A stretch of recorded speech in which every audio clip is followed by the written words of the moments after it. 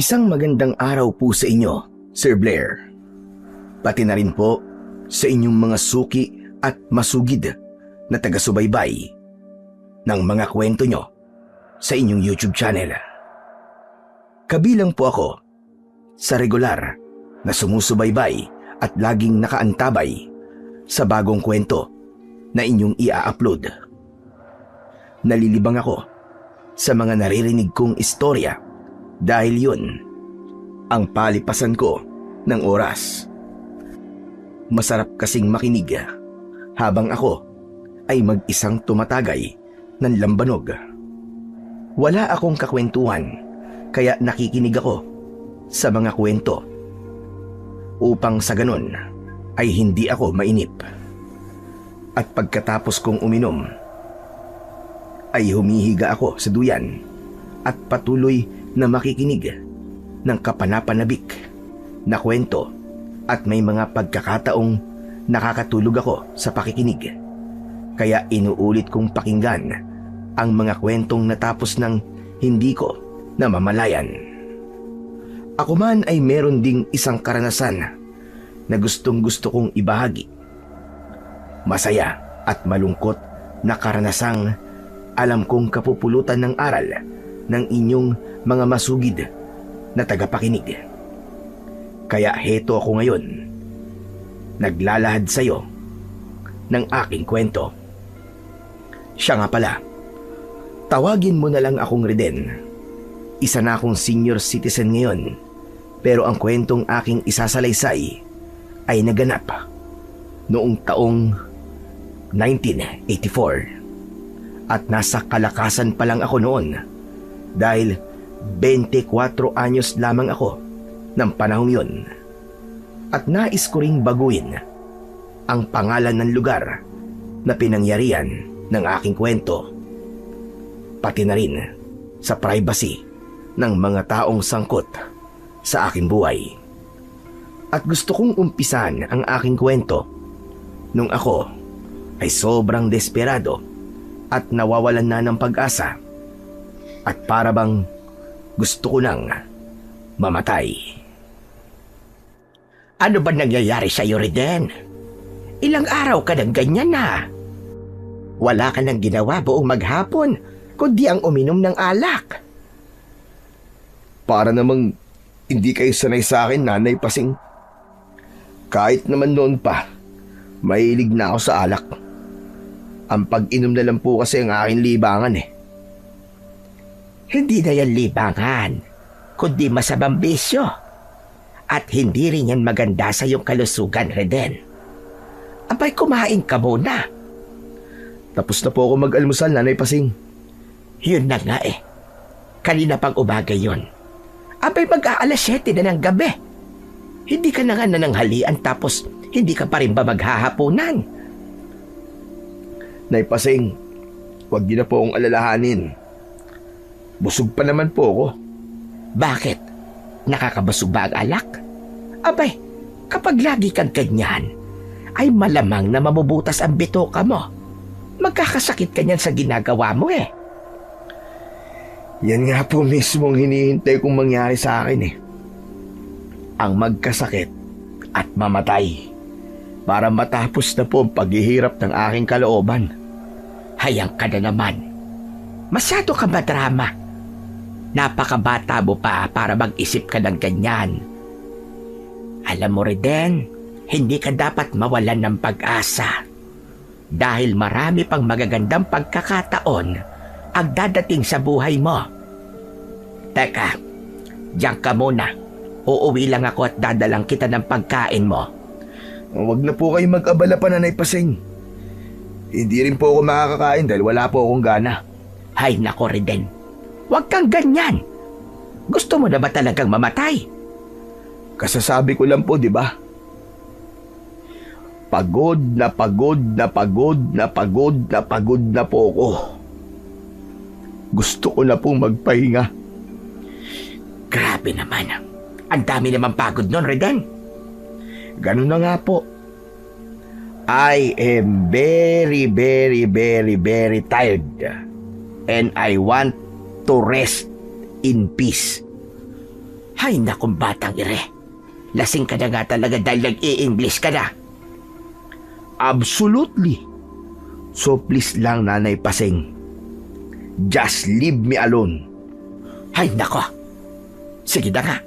Diyan ka na nga. Pero dadalhan pa rin kita ng pagkain. Sa ayaw mo't sa gusto. Si Nanay Pasing na lang ang itinuturing kong nag-iisang kapamilya. Patay na kasi ang aking mga magulang at ang aking dalawang kapatid. Sabay-sabay silang namatay nang sumalakay sa aming bayan ang isang grupo ng mga aswang. 20 anyos pa lang ako noon. Naisumpa ko noon sa aking sarili na sila ay aking ipaghihiganti. At hindi naman ako nabigo dahil napatay ko ang pinuno ng mga aswang, pati na rin ang ilan sa kanyang mga tauhan. Ang tinutukoy kong pinuno ng mga aswang ay si Victor. At hindi naman ako nag-iisa dahil may sarili rin kaming pangkat. Ang pangkat ng mga mananabas na pinamumunuan ni Lolo Elyong. At pagkalipas ng mahigit na 1 taon, ay tumiwalag na ako sa aming grupo dahil wala na kaming kalaban. Kaya maging ang iba ko pang kasama ay tumiwalag na rin at nagkanya-kanya na ng buhay. At ako man ay naging abala na sa aking trabaho bilang mananabas ng tubo. Pagtatanim kasi ng tubo ang ikinabubuhay ng ilang negosyante sa amin. Malawak ang kanilang lupain na pinagtataniman ng tubo at kapag dumating ang harvest ay isa ako sa mga nagtatabas ng tubo. Ikakarga namin yon sa truck at dadalhin sa Maynila. Maraming negosyante sa amin. Ang ganon ang negosyo. Ang sugarcane plantation.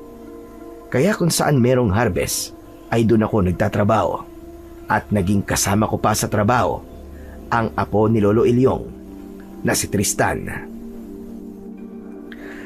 Napakabata mo pa para sumabak sa ganitong uri ng trabaho, Tristan. 14 anyos na po ako, Kuya Reden. Hindi na po ako bata. Oo nga, pero mabigat na trabaho pa rin to sa'yo. Aba, isipin mo maghapon tayo nagtatabas ng tubo, tapos ang payat-payat mo pa. Payat lang akong tignan, pero biyasa na ako sa ganitong trabaho. At sanay din ako sa bukid, dahil marami akong ginagawa roon. At sumasama rin ako kay Lolo Elyong, at sinasanay niya ako kung paano maging biyasa sa paggamit ng mahabang itak. Ganun ba? Kumusta naman si Lolo Elyong? Nagre-recruit ba siya ng mga bagong tauhan? Oo, Kuya Reden.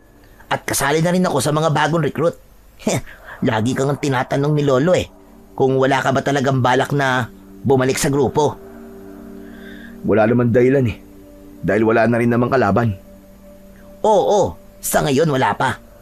Pero hindi tayo dapat na maging kampante dahil hindi natin alam kung nasa na natitirang tauhan ni Victor. Alam mo naman, di ba, na mas marami ang natira niyang tauhan kumpara sa napaslang ng grupo ni Lolo Elyong. Malay ba natin kung may bago na pala silang pinuno at bigla na lang silang sumalakay sa bayan natin? Mahigit 2 taon ng tahimik ang bayan natin. Kaya malamang na lumipat na sa ibang lugar ang mga natitira nating kalaban.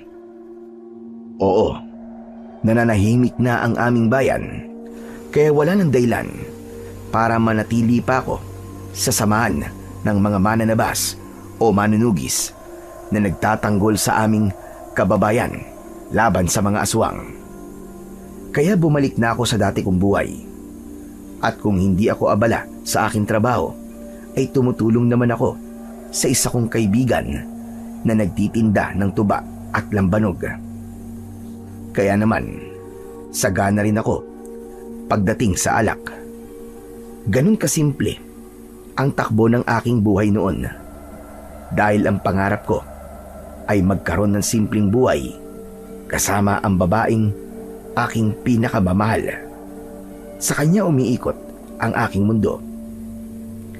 3 taon din kaming magkasintahan At sa panahong yun ay masasabi kong kumpleto na ang aking buhay at kontento na ako sa bawat araw na dumarating at lumilipas.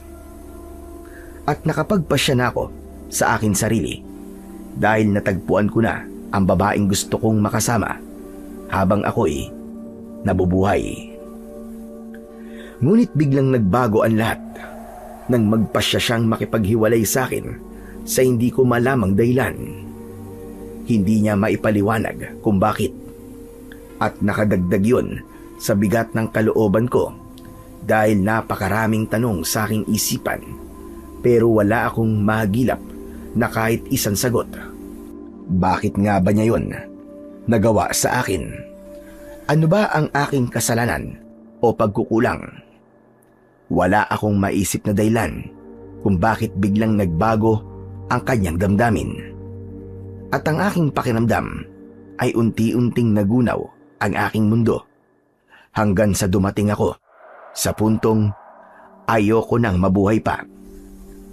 Mahal na mahal ko kasi talaga si Micaela at kung mawawala siya ay wala na ring saysay pa ang aking buhay.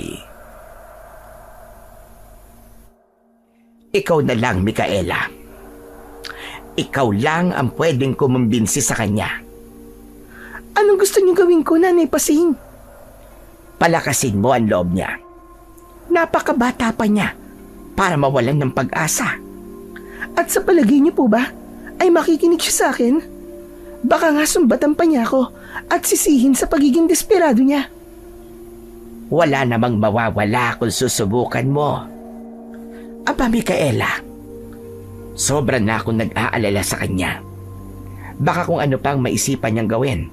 O sige nga, matatanggap mo ba yon? Nanay Pasing, kinukonsensya niyo po ba ako? Hindi naman sa ganon, Micaela. Sinasabi ko lang sa'yo ang totoo at pwedeng mangyari. Ikaw lang ang nakikita kong may kakayahang baguhin ang kanyang pananaw sa buhay.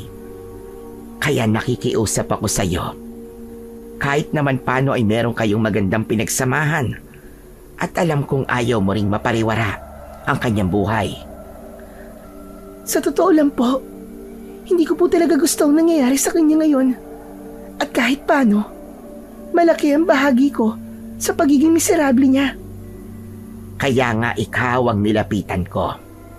Parang anak na rin ang turing ko kay Reden. Kaya sana naman ay matulungan mo siya.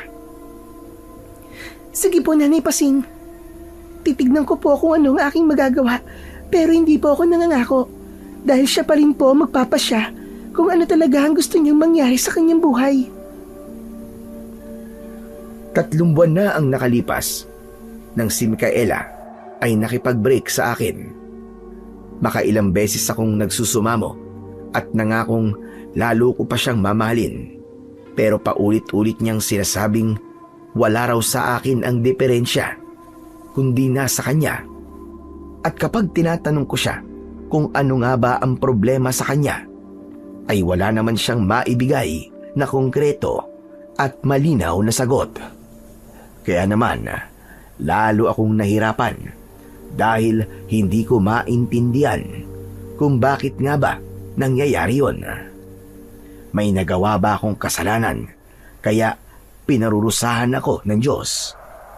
At kung sakali mang isa lang itong pagsubok, ay napakabigat naman at hindi ko ito kakayanin. Kaya naman, nawalan ako ng pag-asa at direksyon. Saan nga ba ako pupunta? O may pupuntahan pa nga bang magandang kapalaran ang aking buhay?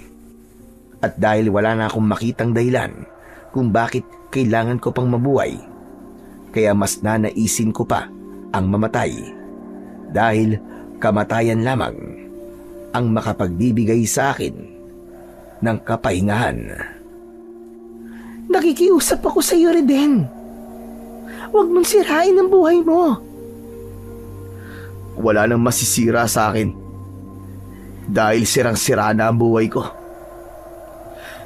Nasira umpisa nung iniwan mo ko.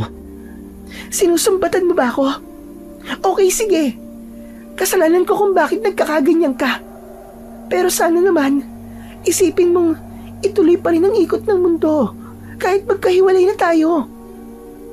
Wala na akong dahilan para mabuhay pa. Dahil sa'yo umiikot ang mundo ko. At nagunaw ang aking mundo. Nang mawala ka sa buhay ko, Micaela. Huwag mong sabihin yan. Dahil nagawa mo mabuhay sa loob ng 20 taon. Eh wala pa naman ako sa buhay mo nun. Yun na nga eh. Sana hindi ka nalang dumating sa buhay ko kung iiwan mo rin lang pala ako. Sana hindi mo na lang ako pinaasa kung wala rin naman palang maaasahan sa'yo. Kaya nga, aminado naman ako sa aking pagkakamali. Kaya patawarin mo na ako rin din. Mahal kita, Micaela. Mahal kita. Kaya magagawa kitang patawarin. Kahit pa ilang beses kang magkasala sa akin. Pero ang hindi ko lang matanggap ay kung bakit hindi mo masabi-sabi sa akin ng dahilan. At kahit gaano pa kahirap, ay pilit pa rin kitang uunawain. Ilang beses ko bang sasabihin? Hindi pa itong tamang panahon, Reden. Pero mauunawaan mo rin ako balang araw. At kailan naman ang sinasabi mong balang araw? Ewan ko. Pero sigurado akong darating din yun. Basta't maghintay ka lang. Ayoko, Micaela. Ayoko na muling umasa pa at maghintay sa wala. Gutom lang yan, Reden. At nagugutom na rin ako. Okay lang ba sa'yo kung yayayain kitang kumain sa karinderya? Sa palagay mo ba magagawa kitang tanggihan? Alam mo namang malakas ka sa akin eh. Ako lang naman ang mahina sa'yo eh. Hay nako, nagdrama ka na naman. Halika na nga, kumain na tayo. Para naman magkalaman ang sikmura mo at makapag-isip ka na maayos. Sa totoo lang, ay manhid na ang sikmura ko sa gutom. At hindi ko na matandaan kung kailan ako huling nabusog. Pero, naging makabuluhan sa akin ang mga sandaling yon. Dahil minsan pa, ay muli kong nakasalo sa pagkain ang babaeng aking pinakamamahal. Kaya hindi lang ang tiyan ko ang nabusog, kundi pati na rin ang aking puso. Ganun pa man, ay alam kong pansamantala lamang yon. Dahil pag uwi ko sa bahay, ay babalik ulit ako sa realidad ng buhay. Mag-isa na naman ako at ang tanging kayakap ko ay ang gabing punong-puno ng kalungkutan. Mangangarap ng gising at nakatulala sa hangin dahil katulad ng dati ay mangungulila na naman ako at hindi ko alam kung hanggang kailan nga ba ako makikipagpambuno sa desperado kong kalagayan. Hanggang kailan nga ba ako lalangoy sa dagat ng kabiguan na kung saan ang aking susuungin ay umaalimpo yung hangin sa kawalang pag-asa at rumaragas ang alon ng sakit ng kalooban at pagdurusa. Hindi ko na ito kaya. Suko na ako dahil ang pakiramdam ko malulunod ako sa sobrang lungkot at pangungulila. At tanging si Micaela lamang ang makakapagsalba sa akin dahil siya ang aking salbabida. Oh, bakit mukhang malungkot ka na naman? Ang saya-saya mo kanina, di ba? Dahil malapit na tayong magkahiwalay at matatapos na naman ang aking masayang sandali. Ano ka ba, Reden? Magkaibigan pa rin naman tayo, di ba? Pwede pa rin naman tayong kumain ng magkasalo, kahit minsan lang sa 1 linggo. Hindi ba pwedeng araw-araw na lang? Pwede naman. Pero ayokong masanay ka at muling umasa dahil wala akong pwedeng ipangako sa'yo. Huwag ka mag-alala, Micaela. Hindi ako aasa. Ang gusto ko lang naman makita ka araw-araw. Bahala na, Reden. Basta kung may panahon ako, edi makikipagkita ako sa'yo. Talaga, Micaela? Aasahan ko yan. Kasasabi mo lang, di ba? Hindi ka naaasa. At sana, huwag ka na rin maging demanding. Kung sa bagay, wala na nga pala akong karapatang maging demanding. At wala rin naman akong magagawa kung wala na akong halaga sa buhay mo. Hayang ka na naman eh. Pwede ba tigilan mo na ang kadramahon mo? Sige, kapag lagi kang ganyan, hindi na ulit kita kakausapin. Okay, sige. Kayo na po ang masusunod, kamahalan. Your wish is my command. At nagkaroon nga kami ng regular na komunikasyon at pagkikita ni Micaela. Hindi ko alam kung naawa lang ba siya sa akin o kaya naman ay nakukonsensya. Pero kahit paanong kanyang dahilan ay wala na akong pakialam doon. Basta't ang mahalaga ay nabuhayan ako ng pag-asa. At kahit pa paulit-ulit niyang sinasabi na wala siyang pwedeng maipangako sa akin at wag akong aasa sa kahit na ano, ay hindi ko pa rin mapigilan ang aking sarili na muling malabik at umasang babalik sa dati at muling mag-aalab ang kanyang nanlalamig na damdamin. Natuwa naman si Nanay Pasing dahil nanumbalik ang dati kong sigla. Natutuwa ako, Reden, dahil nakikita ko normal na ulit ang takbo ng iyong buhay. Dahil po yung kay Micaela na ipasing, ibinalik niya po ang ngiti. Hindi lang po sa aking mga labi, kundi pati na rin po sa aking puso. Sa tono ng pananalita mo, ay mukhang nagkakamabutihan na naman kayo. Nagkabalikan ba kayo? Hindi po, Nanay Pasing. Pero yung po ang aking inaasahan.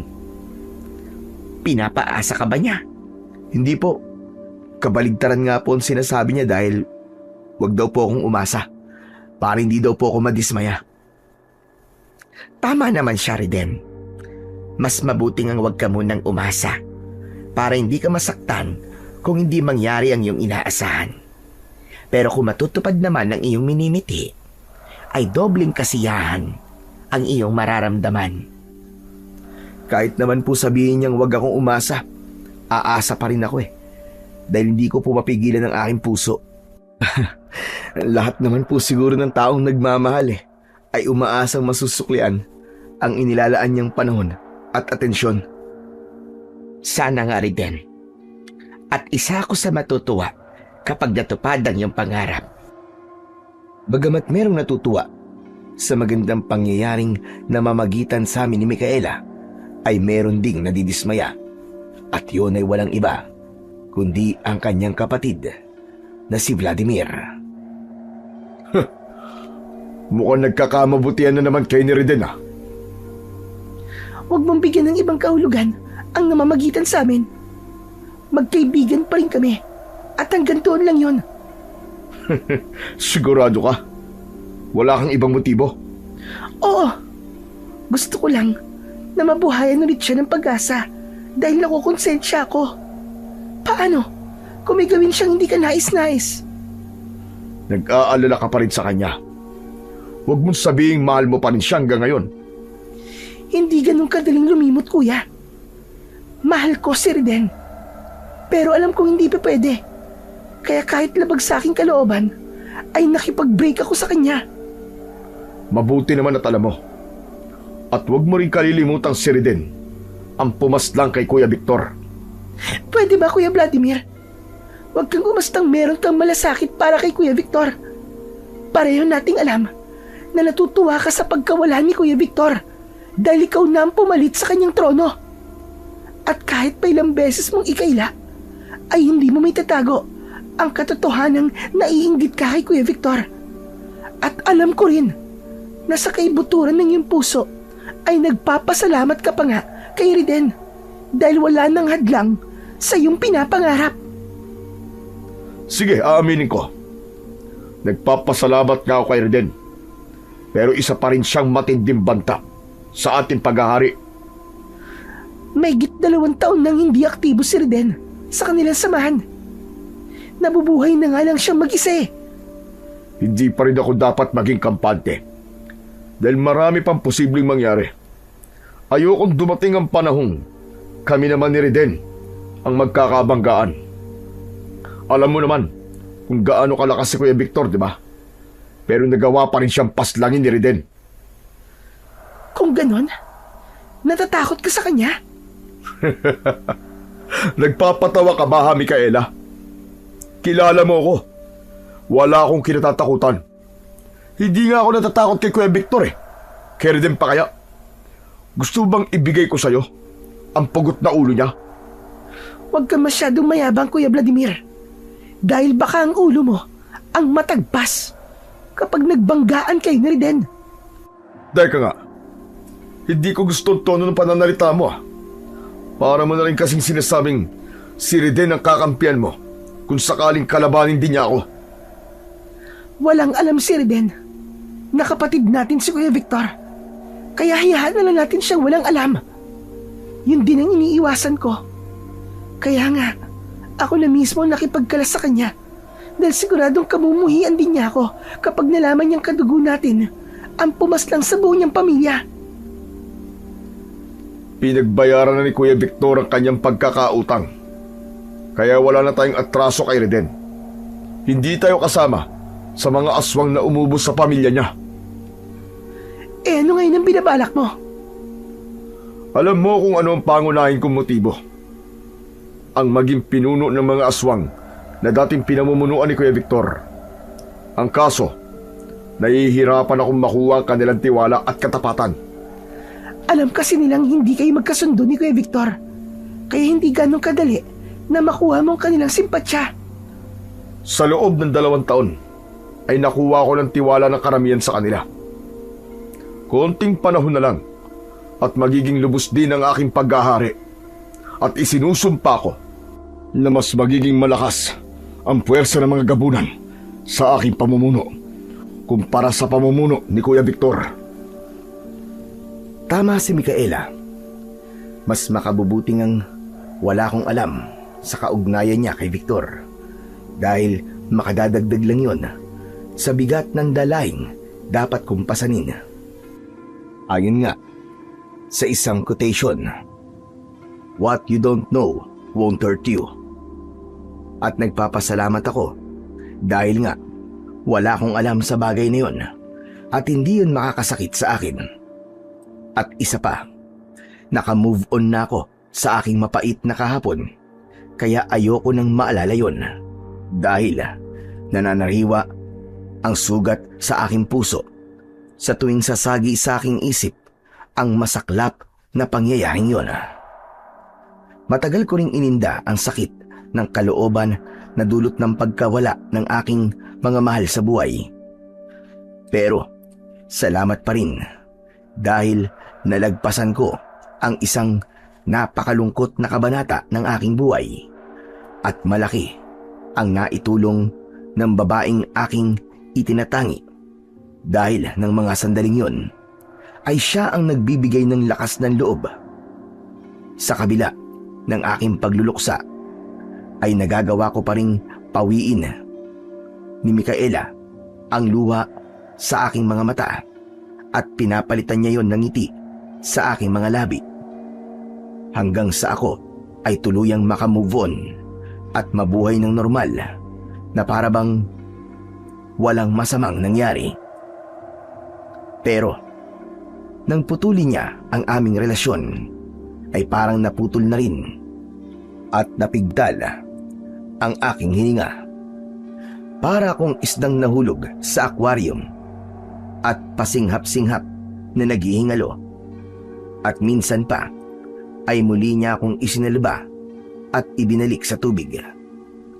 Ganun pa man ay wala akong kasiguraduhan dahil posibleng yun ay panandalian lamang. Pero wala na akong pakialam dahil minsan ay nagagawa naming mamasyal sa tabing dagat na dati naming libangan kahit noon pa. Salamat, Micaela. Maraming salamat talaga. Salamat saan? Sa paglalaan mo ng panahon sa akin. Ibinalik mo ang dati kong sigla. Nakikita mo ba ang banayad na paggalaw ng alon? Parang ako yan. Ano namang kinalaman ng alon sa buhay mo? Sumasayaw kasi ang alon. dahil sa banayad na ihip ng hangin. At kasabay sa pag-indak ng alon, ang pag-indak ng aking puso. Dahil ikaw, Micaela, ikaw ang magandang musikang nagpapaindak ng aking nagagalak na damdamin. Ay nako, umira na naman ang pagiging makata mo eh. Magandang pakinggan kahit corny. Nakukornihan ka sa akin? Kahit naman sino makarinig ng mga sinasabi mo ay makukornihan. Pero wala namang problema sa akin. Dahil na-appreciate ko ang kakornihan mo. Nagpapakatotoo lang naman ako, Micaele. Ikaw ang pinaguhugutan ko ng lakas. Dahil ang pakiramdam ko ay ako si Superman tuwing kasama kita. At kung tayo'y magkakalayo, hindi ko na alam kung sino ko. Uy, kanta yun ah. Ikaw ba yan, Ray Valera?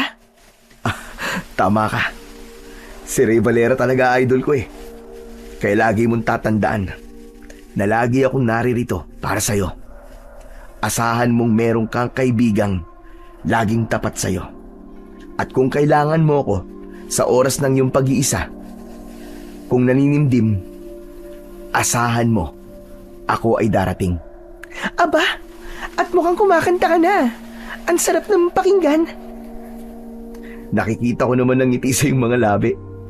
Masaya ka sa mga sandaling magkasama tayo. Kaya di ko talaga lubos maisip kung bakit ka nakipag-break sa akin eh.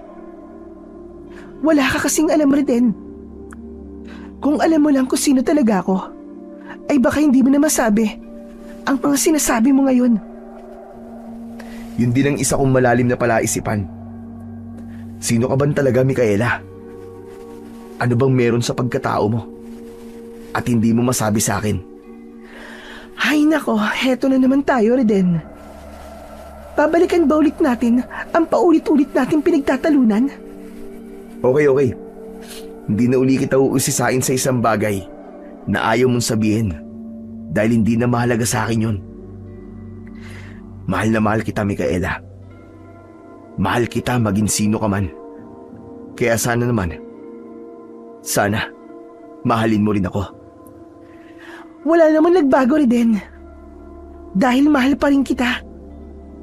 Yun naman pala eh. Baka pwedeng maging tayo na uli. Hindi naman natin pwedeng muling ibalik ang tamis ng pag-ibig. Kung pwede nga lang sana, bakit hindi? Bakit naman hindi pwede? Dahil ang katulad natin ay tubig at langis. Kahit kailan, hindi tayo pwedeng magsama. Pero bakit nga? Paano mo nasabing hindi tayo pwedeng magsama? Katulad na lang sa mga sandaling to. Magkasama naman tayo, di ba? At pareho pa tayong masaya. Anong problema? Yun na nga eh. Samantalahin na lang natin ang mga ganitong pagkakataon. Mag-enjoy na lang tayo habang magkasama tayo. Reden, wag na natin pag-usapan ng mga bagay na ating pinagtatalunan para walang problema. Makontento na lamang tayo sa kung anong meron tayo sa ngayon. Ang hirap naman ng ganito. Para akong tangang nagtitiis sa malamig at madilim na gabi at hindi ko alam kung masisilayan ko pa ba ang liwanag ng bukas. Kaya sabihin mo sa akin, hanggang kailan ako maghihintay at kung saan darating ang umaga. Ilang beses ko bang sasabihin, huwag ka nang umasa. Huwag ka nang maghintay. Dahil malayo pa rin din. Malayo pa ang umaga. Wala akong pakialam kahit pa gaano kalayo ang sinasabi mong umaga na yan. Maghihintay ako kahit pa hanggang sa dulo ng walang hanggan. Yan ang lagi mong tatandaan, Micaela. Hanggat maaari, ay iniiwasan kong makipagtalo kay Micaela dahil baka maging dahilan pa yon ng muli niyang paglayo at pag-iwas sa akin. Kaya naman, naging maingat na ako sa pakikipag-usap sa kanya. Nasabi ko na ang gusto kong sabihin sa kanya, kaya hindi ko na kailangan ulit-ulitin. At maging siya ay umiwas na rin sa mga paksang posible naming pagtalunan. Isang araw ay binisita ko ng batang si Tristan. Kumusta ka na, Kuya Riden? Hindi kita nakasama nitong mga nakaraang harvest ng tubo 2 beses na. Busy kasi ako eh. Di bale, Tristan. Sa susunod na harvest, makakasama na ako. May pinapasabi pala sa'yo si Lolo Ilyong. Importanteng malaman mo raw. Ano yun? May iilan kasi siyang espiya na nagmamanman sa buong kabayanan. At may nasagap kaming impormasyon na gustong ipaalam sa'yo ni Lolo.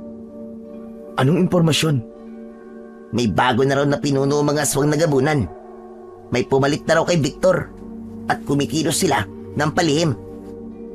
Gaano katotoo yan? Sigurado ba kayo?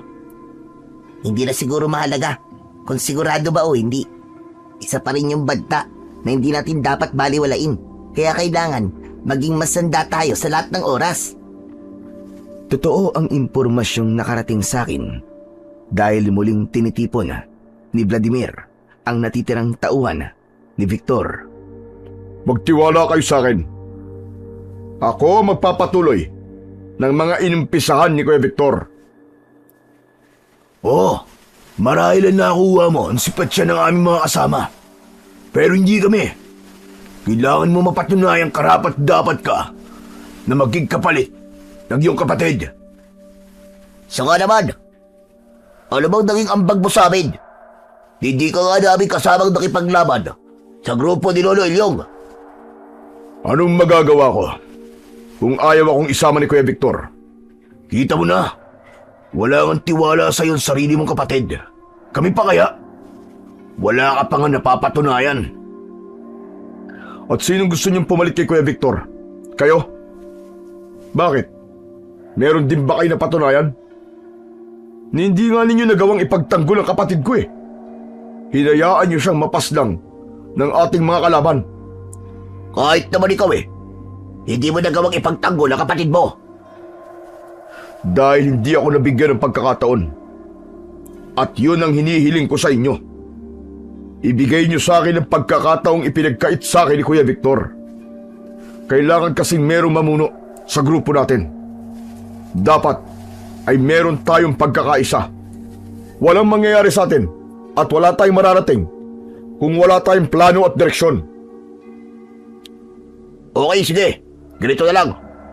Kailangan magkaroon tayo ng pagtitipon at pag-usapan natin kung sino ba talaga ang dapat na maging pinuno. Ganito na lang ang gawin natin. Magkakaroon tayo ng botohan, mga kasama. Isa ako sa magiging kandidato. At dahil kayong dalawa ang kanan at kaliwang kamay ni Kuya Victor, edi tayong 3 ang maglaban. Ipaubaya natin sa ating mga kasama kung sino ang gusto nilang mamuno sa ating hukbo. Nagkaroon nga ng pagtitipon ang natitirang mga alagad ni Victor at natuloy ang mungkay ni Vladimir.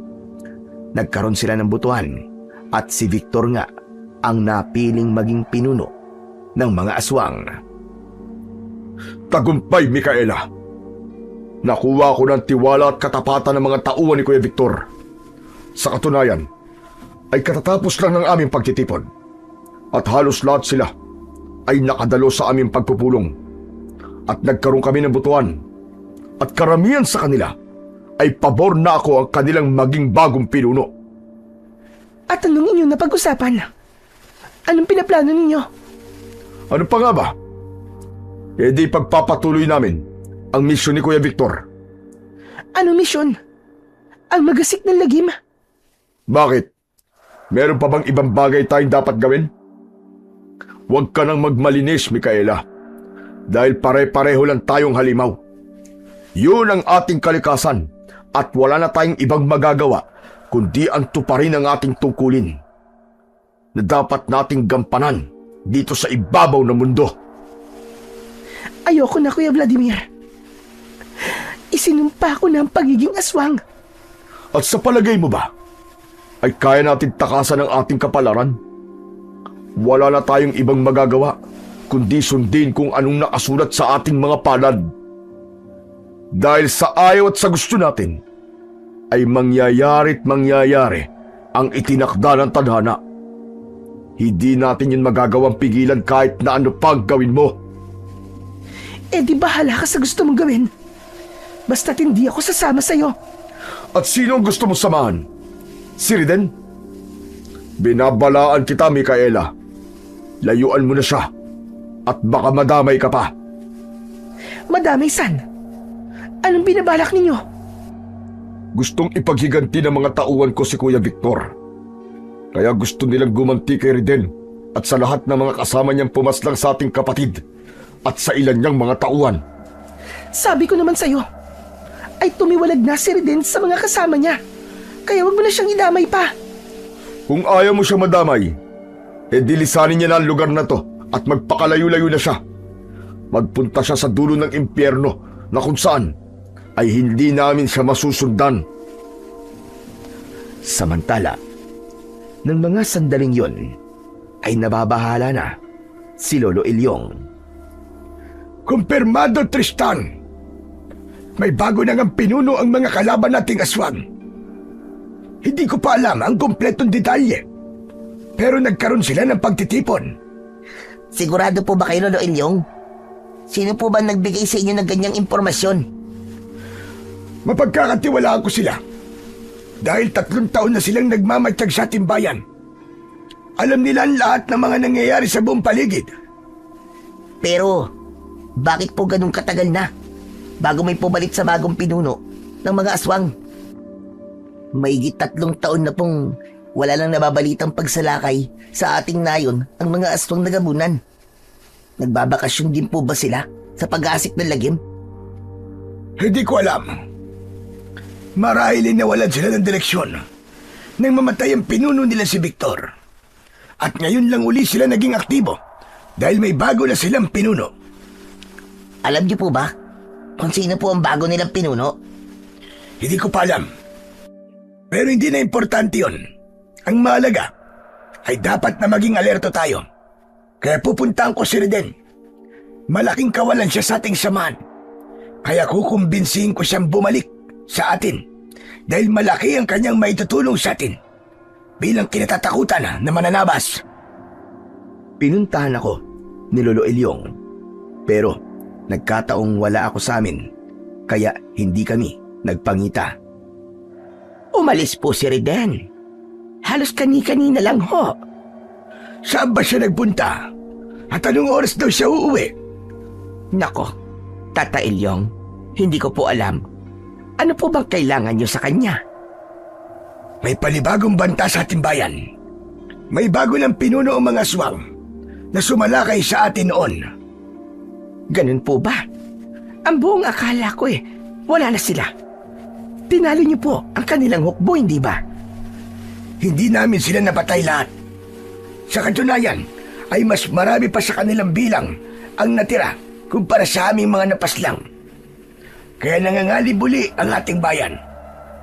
Yun po ba ang dahilan kung bakit niyo po hinahanap si Riden? Gusto ninyong muli siyang sumapi sa inyong samahan? Ganun na nga. Kaya kailangan magkausap kami, Pasing. Hindi naman lingid kay Nanay Pasing ang aking nakaraan dahil kilala kong manunugis at mananabas ng aswang sa aming lugar.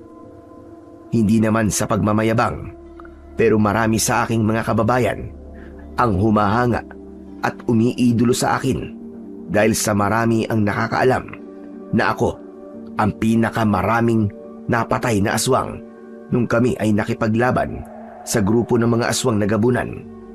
At ako mismo ang nakapatay at pumaslang sa pinuno nilang si Victor. Pinugutan ko siya ng ulo. At hindi lang yon, dahil marami pa ang mga uri ng aswang. Pero ang mga gabunan ang pinakamalakas at pinakamakapangyarihan. At sa pagkakataong yon ay mas malaking banta at panganib ang haharapin ng aking mga kababayang dati kong ipinagtanggol. Ganun pa man, ay matagal ko nang tinalikuran ang aming samahan para mabuhay ng tahimik at payapa sa piling ng babaeng aking minamahal. Hindi ka pa ba uuwi, Riden? Ano ka ba, Micaela? Halos 1 oras pa lang ako dito sa inyo, pinapauwi mo na ako. Kahit naman noon pa, di ba? Alam mo naman kung bakit. Yun na nga ang di ko alam eh. Dahil meron kang hindi sinasabi sa akin. Ano ba talagang tinatago mo sa akin? Bakit ba hindi mo ako magawang ipakilala sa iyong pamilya? Ikinakahiya mo ba ako? Alam mong hindi yun ang dahilan ko.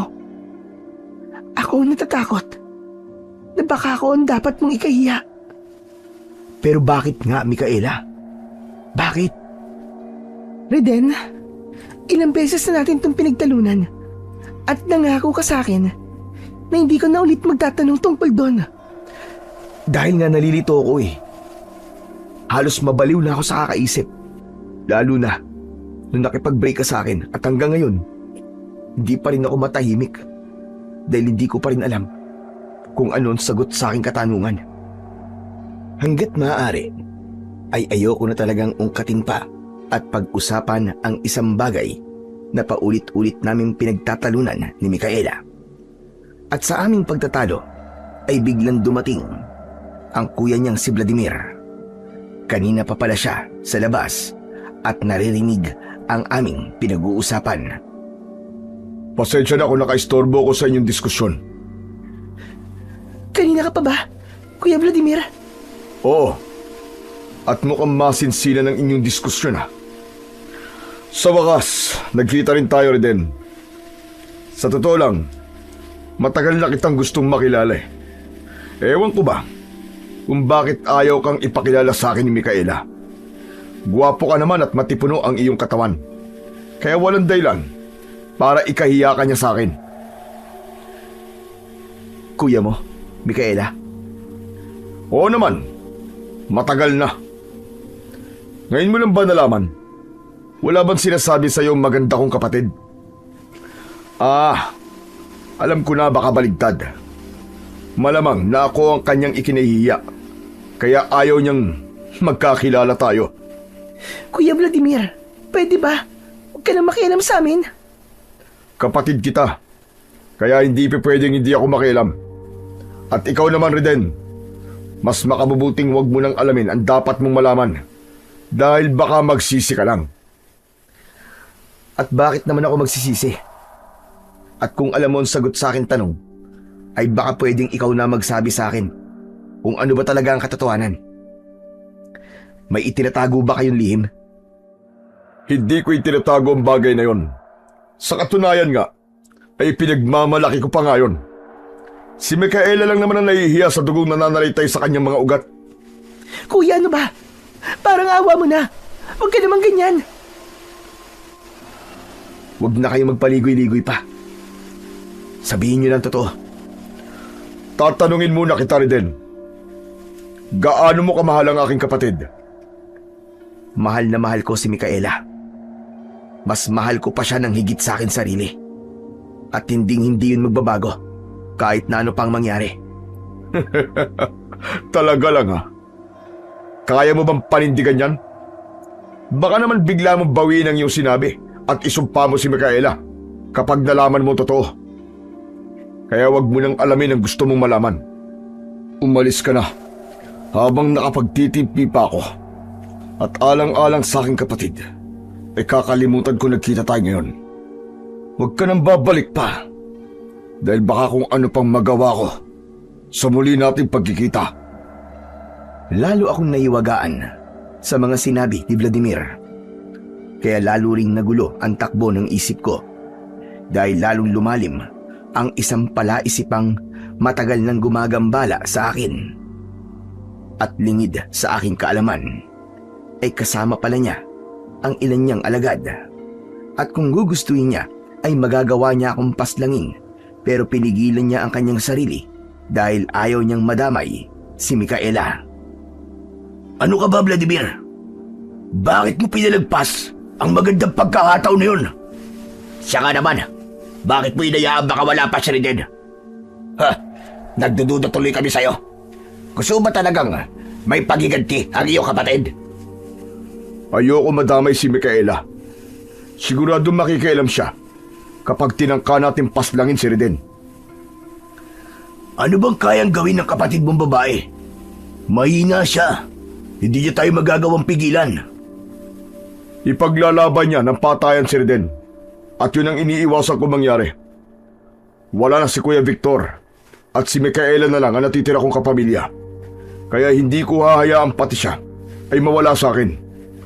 Kung ganon, ay mananatili pa rin sagaban sa ating plano ang kapatid mo. Hindi naman pwede ang ganon. Huwag kayong mag-alala. Dahil marami pang pagkakataon. Babagsak din sa ating mga kamay si Riden at ako mismo tatapos sa kanya. Sisip-sipig ko ang lahat ng kanyang dugo at kakainin ko ang lahat ng kanyang lamang loob.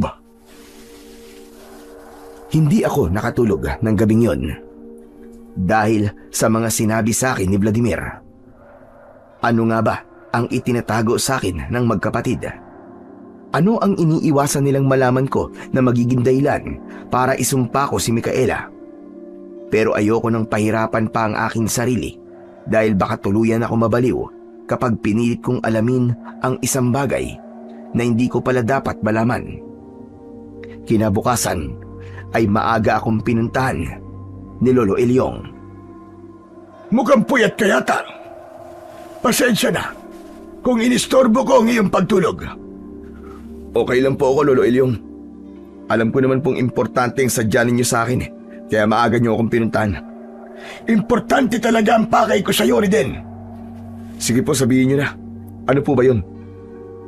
Kinumbinsi ako ni Lolo Elyong na bumalik at muling umanib sa kanilang samahan dahil sa panibagong banta na baka sumalakay na naman ang mga aswang. Minsan na yung nabanggit ni Tristan, bagamat wala pa yung kasiguraduhan, pero sa pagkakataong yun ay nakakatiyak na si Lolo Elyong at kumbinsido naman ako sa sinabi niya. Bigyan niyo lang po ako ng 3 araw. May ilang bagay lang po akong dapat na ayusin. Salamat, Riden. Hintayin ka namin. Malaking bagay ka sa ating samahan para matupad ang ating layunin. Pagkaalis ni Lolo Elyong ay binuksan ko ang luma kong baul. Inilabas ko ang tinatago kong armas na nakabalot sa tela. 2 pirasong patalim na parabang maliliit na samurai dahil katamtaman lang ang haba nun. Mahigit 3 taon na ding nakatago yon kaya meron ng dumi at konting kalawang kahit yari pa yon sa stainless na bakal. Kaya nilinis ko yon at hinasa. Sa aming samahan ng mga mananabas, ako lang ang namumukod-tangi na may ganong sandata dahil mahabang sandata ang gamit nila na parabang espada ng mga Romano. Kahit papano ay may nalalaman din ako ng konti sa martial arts. May mga libro kasi ako ng martial arts katulad ng Aikido, Kung Fu at Karate. Kahit walang nagtuturo at nagsasanay sa akin, ay natuto ako sa aking sariling sikap sa pamamagitan ng mga librong yon. High school pa lang ako noon nang mag-umpisa akong magsanay ng martial arts at may pagkakataong napapaaway din ako at nagagamit ko ang aking nalalaman para ipagtanggol ang aking sarili. Pero may isang uri ng martial arts na Pilipino ang orihinal na pinagmulan. At ito ay ang arnis. Nagkataon namang arnis tutor ang isa kong tsuwin kaya tinuruan niya ako at naging mahusay ako sa larangang yun ng martial arts.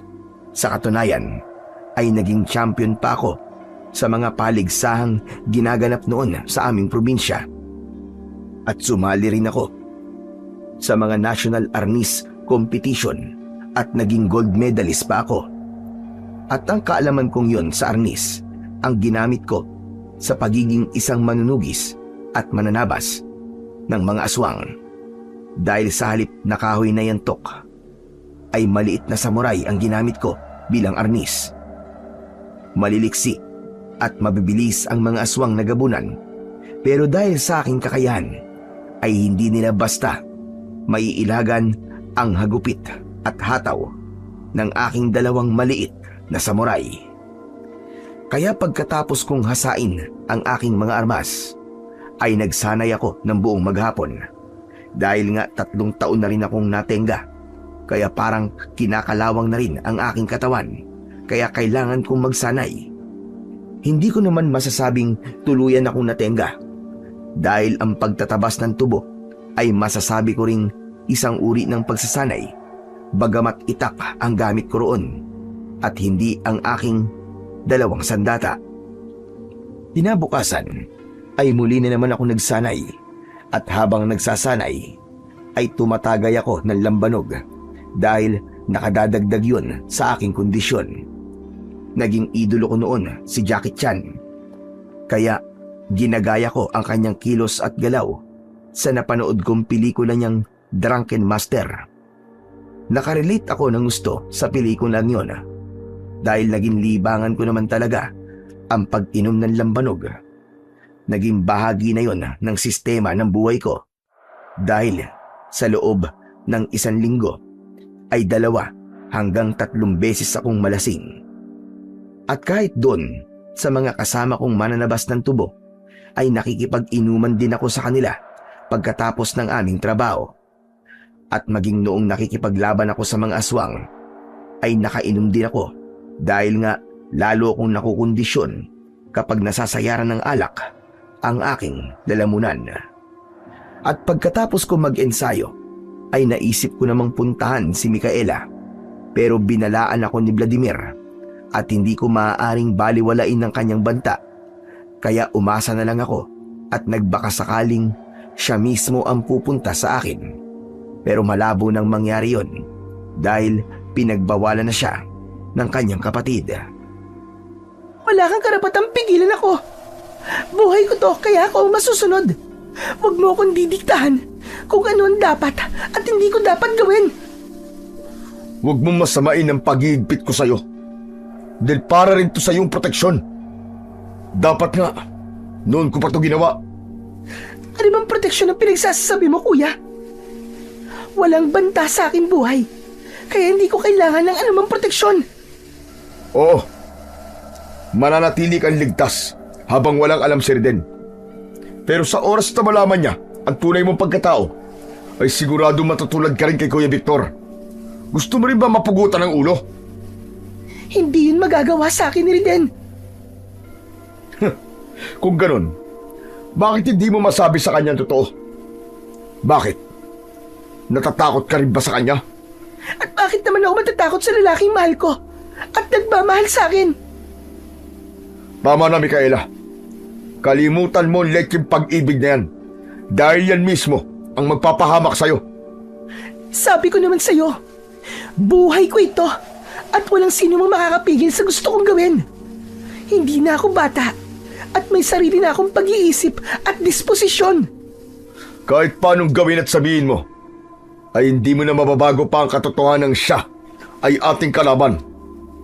Kaya kung patuloy ka makikipagmabutihan sa kanya, ay parang ako na rin ang iyong kinalaban. Naging matindi ang pagtatalo ni na Vladimir at Micaela hanggang sa dumating ang puntong hindi nila napigilan ang kanilang mga sarili at nag-away sila. Pareho silang naging aswang at matindi ang kanilang naging sagupaan, pero sa bandang huli ay nanaig pa rin si Vladimir. Gulpi sarado at duguan si Micaela.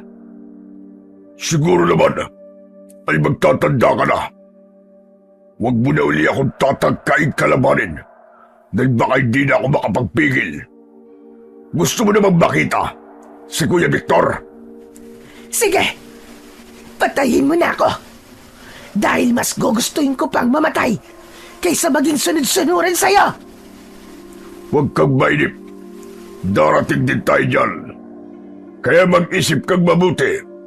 Kung patuloy ka pa rin magpapakabaliw sa hudas na rin na yun. Wala na akong dapat isipin. Dahil kahit kailan, ay hindi na magbabago pa ang isip ko. Kahit nangihina, ay pinilit ni Micaela ang umalis sa bahay habang wala ang kanyang kapatid. Pinuntahan niya ako at gano'n na lang ang aking panggigigil nang makita ko ang itsura ng babaeng aking pinakamamahal. Marami siyang pasa at sugat sa iba't ibang bahagi ng kanyang katawan. Sabihin mo sa akin, sino may gawa sa inyan? Papatayin ko siya! Wag, Reden. Kalimutan mo ang binabalak mo. Ang importante, buhay pa ako. Lumayas na ako sa amin. At hindi na ako babalik pa roon. Ano ba talaga nangyari, Micaela? Nag-away ba kayo ni Vladimir? Kaya ganyan ang itsura mo? Teka, ang mabuti pa daling kita sa ospital. Wag na. Walang anuman to, Reden. Bukas din ay magaling na ako. Ano bang pinagsasabi mo? Paano kang gagaling kung walang gagamot sa'yo? Kahit padaling kita sa ospital, baka umabot ka pa ng hanggang 2 linggo ron bago gumaling ang mga pasa at sugat sa iyong katawan. Kinumbinsi ko si Micaela na magpagamot sa ospital, pero tumanggi siya kahit anong gawing pagpipilit ko. Kaya bumili na lang ako ng gamot at gasa sa butika. Kahit man lang first aid, ay gusto ko siyang mabigyan ng medikasyon. Tinanggihan din niya yon, pero ako pa rin ang nanaig sa aking pagpipilit. At laking gulat ko dahil nagkatotoo ang kanyang sinabi. Tuluyan na siyang naging magaling na para bang walang nangyari. Paano nangyari yun? Bakit ang bilis na gumaling ng mga sugat mo? Sinabi ko naman diba sa'yo? Pero ayaw mo maniwala eh. Dahil hindi naman talaga yung kapanipaniwala, Micaela. Kaya sabihin mo sa akin, paano nangyari yun? Dahil may kakayahan akong pagalingin ang aking sugat. Kahit pagano yung kalala. Pero paano mo nga yung nagawa? Imposible kasi. Parang hindi ka ordinaryong tao. Tama ka rin din. Hindi nga ako isang ordinaryong tao. Ha? Teka. Anong ibig mo sabihin? Siguro nga. Ito na ang tamang panahon para malaman mo ang buong katotohanan, Reden. At gaya ng lagi ko sinasabi, ay malamang na isumpa mo ko. Pero umaasa pa rin ako. Sa sinabi mong hindi magbabago ang iyong pagtingin para sa akin, kahit na anong mangyari. Oo, Micaela. Walang anumang magbabago ng pagmamahal ko sa'yo. Kahit pa sabihin kong isa kong halimaw. Ano? Isa kang halimaw? Hindi naman yata kapanipaniwala yun. Mas mabuti pa siguro kung ipapakita ko na lang sa'yo kung sino talaga ako. Sa isang iglap, ay biglang nagbago ang anyo ni Micaela. Sa aking harapan, ang maamo at magandang babae na nasa aking harapan ay biglang naging isang mabangis at nakakatakot na nilalang. Kaya naman, bigla akong napaatras at natakot. Isa kang aswang? Oo. Isa nga akong aswang. Pero huwag kang matakot sa akin. Dahil hindi kita sasaktan, Reden. Hindi. Hindi totoo to.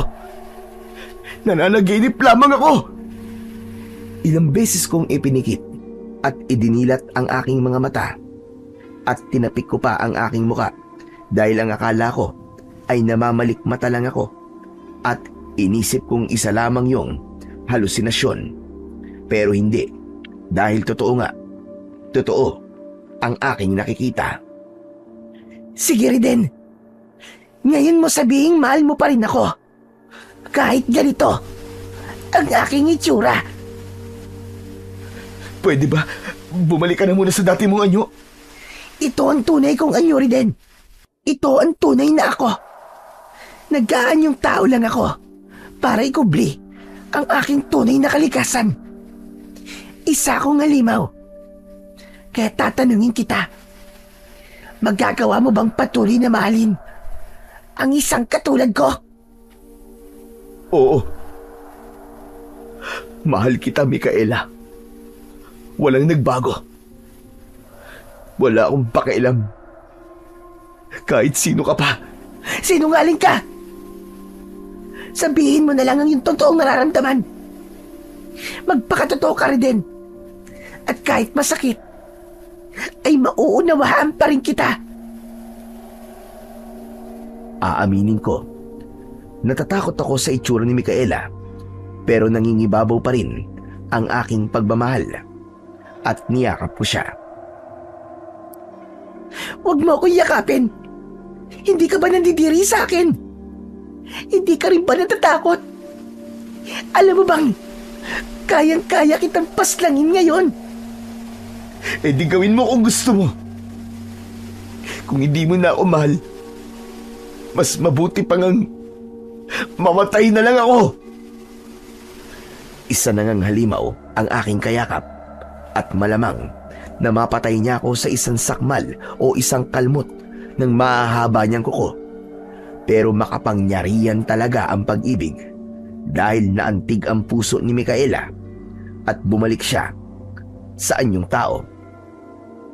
Siguro naman, Micaela, ay hindi ka na ngayon nagdududa sa akin. Ewan ko rin din. Nalilito pa rin ako.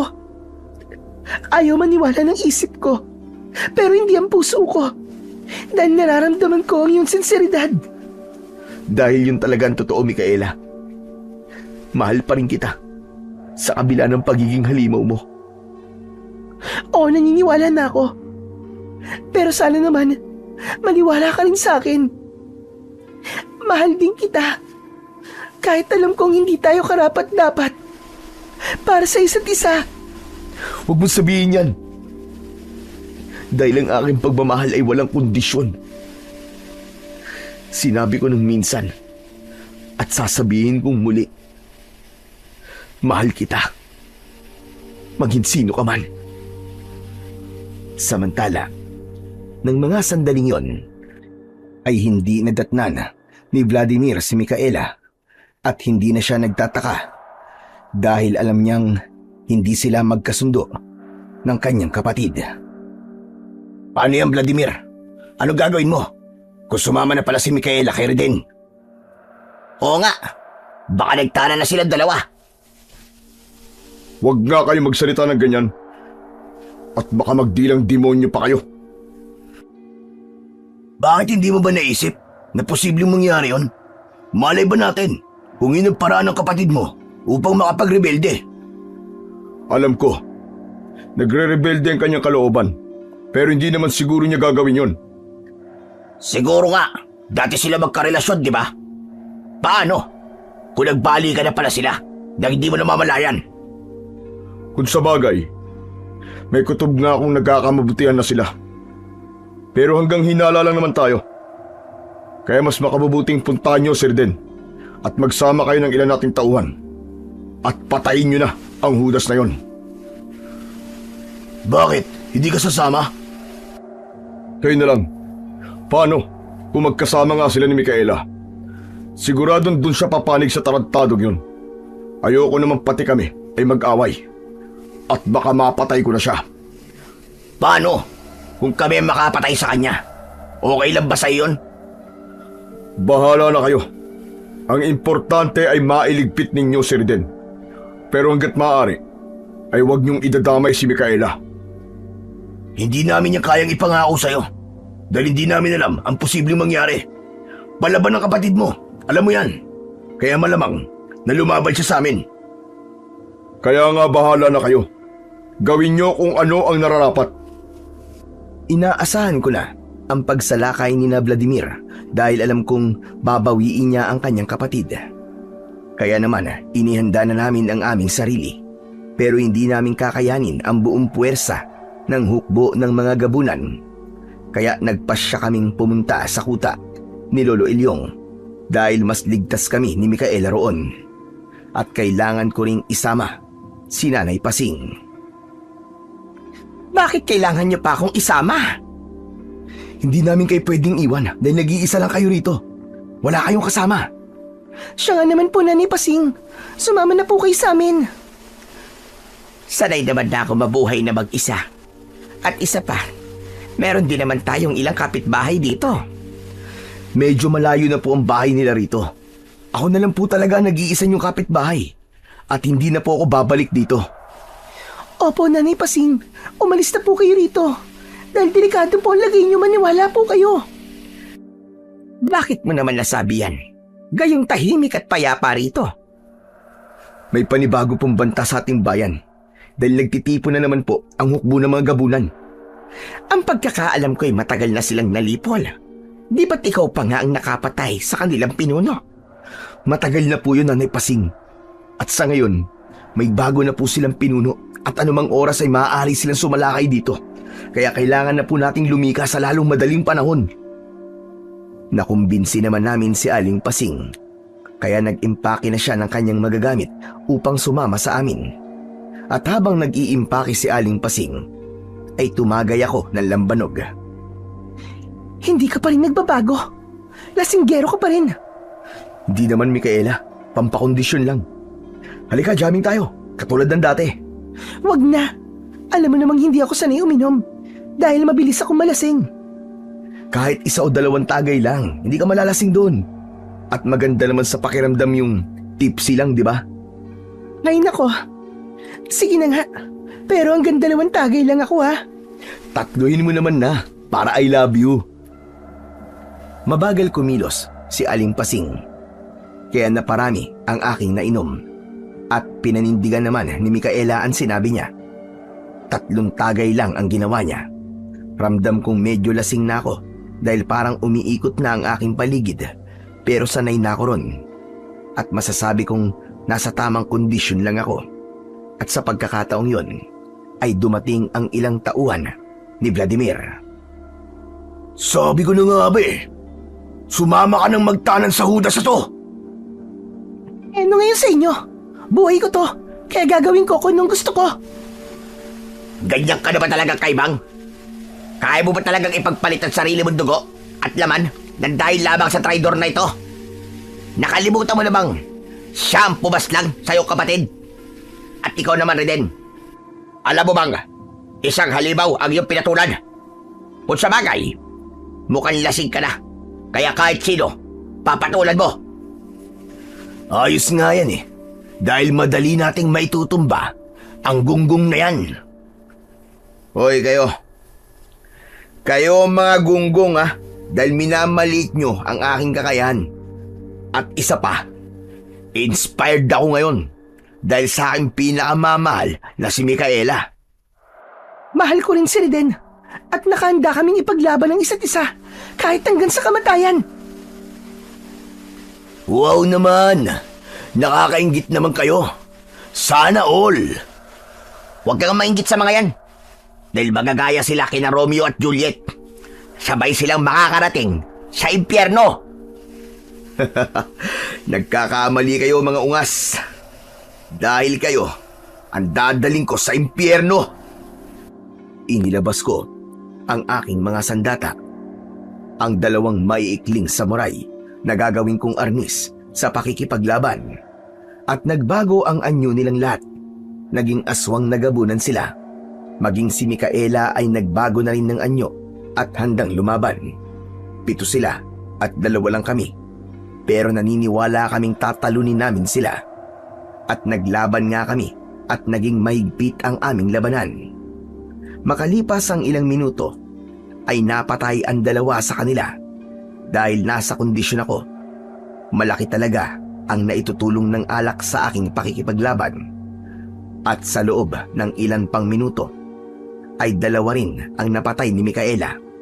Kakaiba ang lakas niya dahil may kakaibang lakas talaga ang lahi nila kumpara sa ibang gabunan. Kung lakas at kapangyarihan ng pag-uusapan, ay pangatlo si Micaela sa pinakamalakas sa buong hukbo nila. Tanging si Victor at Vladimir lang ang mas malakas pa sa kanya. Nagpatuloy ang aming labanan hanggang mapatay namin ni Micaela ang 2 pa uli sa kanila. Kaya 1 na lang ang natira. Pero nakatakas siya at ang pangyayaring yon ay nasaksiyan mismo ni Aling Pasing. Ibig bang sabihin, aswang ka rin pala, Micaela? Opo, Nanay Pasing. Pero wag po kayong matakot dahil kakampi niyo po ako. Nakita niyo naman po kung paano ko po tinulungan si Reden. Opo, Nanay Pasing. Kapanalig po natin si Micaela. Kaya wala po kayong dapat na ikabahala. Paano yan? siguradong babalikan tayo ng mga aswang. Ganun na nga po. Kaya kailangan na po nating tumakas. Sige, tapos na ako mag-empake. Kaya umalis na tayo ngayon din. At lumikas na nga kaming tatlo at nagpunta kami sa kuta ni Lolo Ilyong. Kaya ganun na lang ang kanyang tuwa nang ako ay kanyang makita. Nagdala rin pala ako ng maraming alak kaya nag-inuman kami habang kami ay nagkwekwentuhan. Ay, sa wakas! Ang sarap talaga ng lasa ng lambanog. Matagal din akong hindi nasayaran ito. Masarap po talaga to, Lolo Ilyong. Kita nyo naman, may nakababad pang pasas at ginayat naman sanas. Paborito ko po to eh. Kahit naman noon pa, paborito mo na ang alak. Lagi kang lasing kahit maging sa pakikipaglaban mo sa mga bandidong tulisan. Opo, Lolo Ilyong. Naging praktisan ko lang po mga bandidong tulisan dahil ang tunay na digmaan ay ang pakikipagtunggali ko sa mga aswang at iba pang puwersa ng kadiliman. Lagi ko nga po naaalala ang mga araw na yon. Pero parang naninibago na po ako ngayon dahil marami rin po akong napansin bagong muka sa ating mga kasama. Ang tagal mo kasing nawala. Pati na rin ang ilan natin dating mga kasama ay nawala na rin. Pero salamat at nagbalik ka. Namiss kita, Reden. Namiss ko din po kayo, Lolo Ilyong. Kumusta na po kayo? Mukhang di po kayo nagbabago ah. Matikas pa rin kayo at malakas sa kabila ng inyong katandaan. Kailangan ko talagang maging malakas dahil malalakas din ang ating mga kalaban. Kaya naman, nagre-recruit ako ng mga bagong kaanib at patuloy ko silang sinasanay. Nakahanda na po ba silang lahat? Wala pang karanasan ng mga bago nating kaanib sa pakikipagdigma laban sa mga kampo ng kadiliman. Eh di malalaman natin kapag dumating na ang pagkakataong yon. At umaasa akong tayo pa rin ang mananaig sa bandang uli. Alam niyo bang kanina lamang, sinalakay kami ng ilang taon ni Vladimir. Kilala po ba ninyo siya? Kapatid po siya ni Victor. At siya ngayon, ang pinuno ng mga gabunan. Alam ko may bago na silang pinuno. Pero hindi ko alam na kapatid siya ni Victor. May pagtatapot po sana ako sa inyo, Lolo Ilyong. Alam ko pong mabibigla kayo. Pero sana naman po, maunawaan niyo ako. Ipinagtapat ko kay Lolo Ilyong ang tungkol kay Micaela at sinabi ko rin sa kanya ang mga nangyari kaya naunawaan naman niya ako.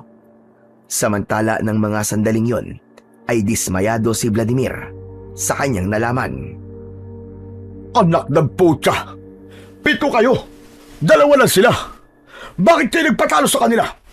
Napakahina nyo naman! Hindi ko nga rin po inaasahan na ganun pala kalakas si Micaela. Tapos ang bilis at ang galing din ni Reden. Parang si Jackie Chan kung makipaglaban eh. Ano bang pinagsasasabi mo? At pati si Jackie Chan ay dinamay mo pa. Dahil napanood ko ang pelikulang Drunken Master. Ganun na ganun ang kilos at galaw ni Reden. Abay parang si Jackie Chan talaga. At ang husay niyang gumamit ng 2 niyang samurai habang nakikipaglaban ng lasing. Kaya hindi na ako nagtataka kung bakit na tinalo si Victor. Para namang katarantaduan ang sinasabi mo na yan. Sana pala, sumama na lang ako sa inyo. Talaga lang ha? Baka naman natatakot ka lang na magaya sa kapatid mo. Kaya naman hindi ka sumama sa amin. Naduduwag ka at natatakot ka kay Reden. Ang lakas mong insultuin ako. Umayos ka sa pagsasalita mo at baka lamunin kita ng buo. Pasensya na. Ikinikwento ko lang naman sa'yo nangyari. At kung hindi ako nakatakas, baka patay na rin ako ngayon. Nanggigigil na ako kay Reden. Kaya papaslangin natin siya sa lalong madaling panahon. Malamang ay umalis na siya roon, kasama si Micaela. At marahil, naroon siya ngayon sa pangkat ni Lolo Ilyong. Eh di magaling, dahil sasalakayin natin sila at papatayin natin silang lahat. Inaasahan ko na talaga ang pagsalakay sa amin ni na Vladimir at kahit si Lolo Ilyong at ang mga kasamaan kong mananabas ay nakahanda na rin. Wala kaming ibang maaasahan kundi ang sarili naming lakas at kakayahan at wala rin kaming kakaibang kapangyarihang katulad ng sa mga antingero. Ang tanging sandata ng aking mga kasama ay mahabang patalim na para ring samurai.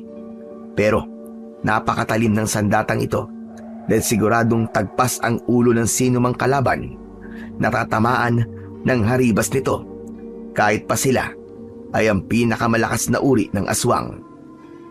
Ang mga gabunan at ang mga kasamahan ko ay matatapang at walang kinatatakutan, bagamat ang mga bago naming kaanib ay wala pang karanasan sa pakikipaglaban sa kampon ng kadiliman. Pero mabigat ang pinagdaanan nilang pagsasanay at malalim ang kanilang dedikasyon dahil halos lahat sila ay nawalan ng kamag-anak dahil naging biktima ng mga gabunan at masidhi ang kanilang pagnanasa na maipaghiganti ang kanilang mga mahal sa buhay. At malapit nang dumating ang pinakahihintay nilang sandali.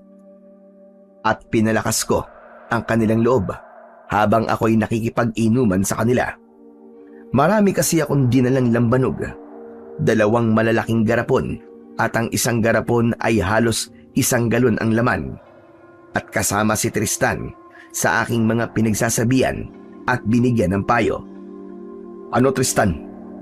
Nakahanda ka na bang makipagbakbakan sa mga gabunan? Oo naman, Kuya Riden.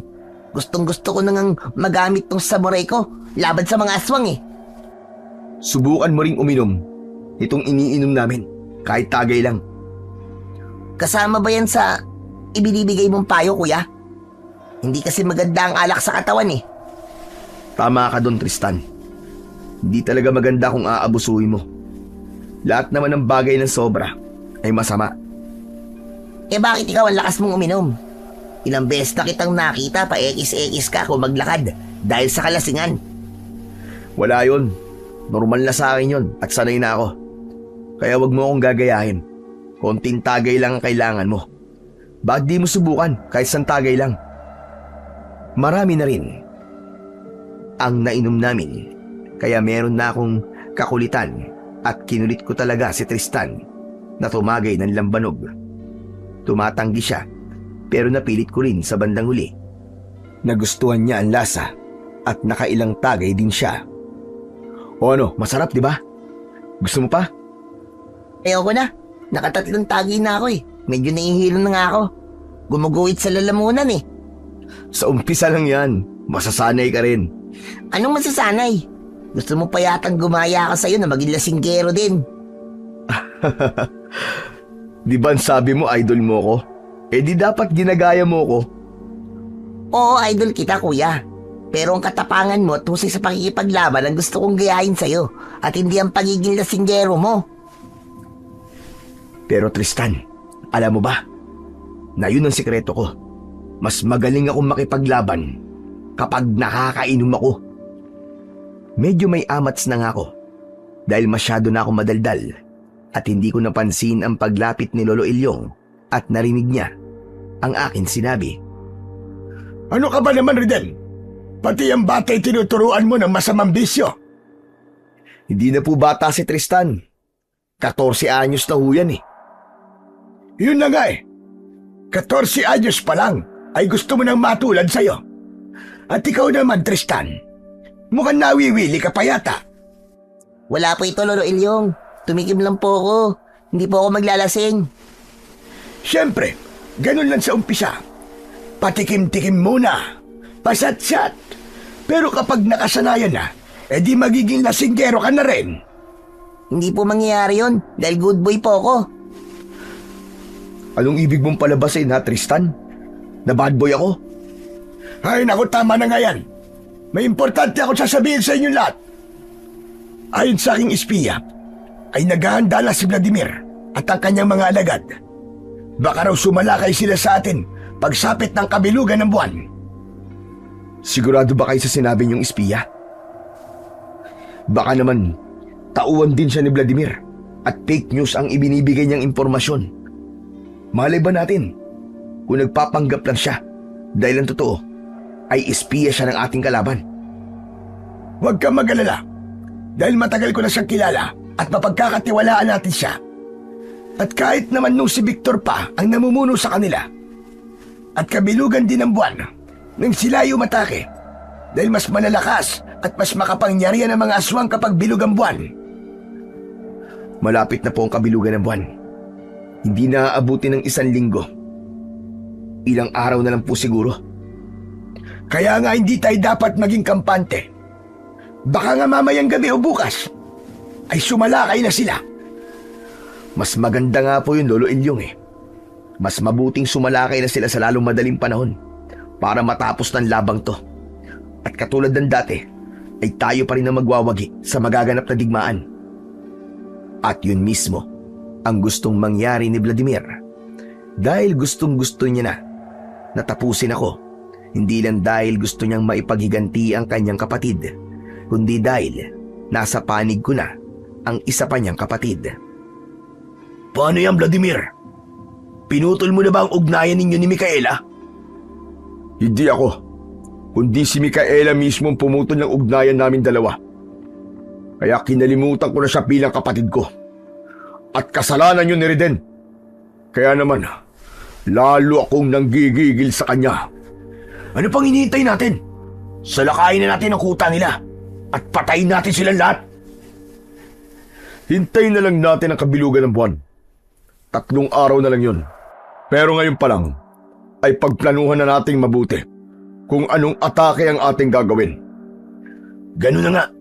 Hindi natin dapat maliitin ang kakayahan ng ating kalaban. Kaya pag-isipan nating mabuti at paggandaan ang gagawin natin pagsalakay. Inaasahan na namin yon. Kaya kung nakahanda silang sumalakay sa amin, ay nakahanda na rin kaming ipagtanggol hindi lang ang aming sarili, kundi pati na rin ang aming mga kababayan. At bago pa lang magkabilugan ng buwan, ay lagi kaming nakaalerto at nakaalarma sa posibleng pagsalakay ng mga kalaban naming gabunan.